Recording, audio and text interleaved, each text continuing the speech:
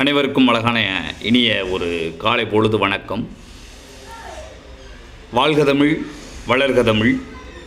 அதாவது இந்த உலகத்தில் யாருமே ஏமாற்றம் இல்லாமல் வாழவே முடியாது. சில நேரத்தில் நம்மை, அதாவது நாம் நம்பிய நம்பிக்கைக்கு உரியவர்கள் ஏமாற்றுவார்கள்.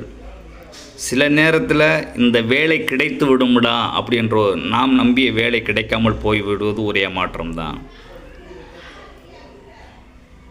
சில நேரத்தில் நம்ம ஏதாவது ஒரு முயற்சி பண்ணுவோம், அது ஒரு தோல்வி அடையும், அதுவும் ஒரு ஏமாற்றம் தான்.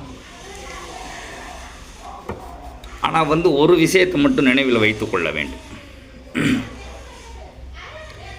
ஏமாற்றம் என்பது வாழ்க்கையின் முடிவே இல்லை. ஏமாற்றம் என்பது வாழ்க்கை முடிவு அல்ல. ஏமாற்றம் என்பது வாழ்க்கையில் நமக்கு ஏமாற்றம் கற்றுக் கொடுக்க ஒரு ஆசிரியர், அதாவது ஒரு பாடம். அந்த ஆசிரியர் என்னென்ன சொல்லி கொடுத்துருக்காங்க, ஏமாற்றம் என்னென்ன நம்மளுக்கு சொல்லி கொடுத்துருக்கு, அது மூலம் என்னென்ன பாதிக்கப்பட்டிருக்கோம் நம்ம அப்படின்னு ஏமாற்றம் நம்மளுக்கு சொல்லி கொடுக்குது.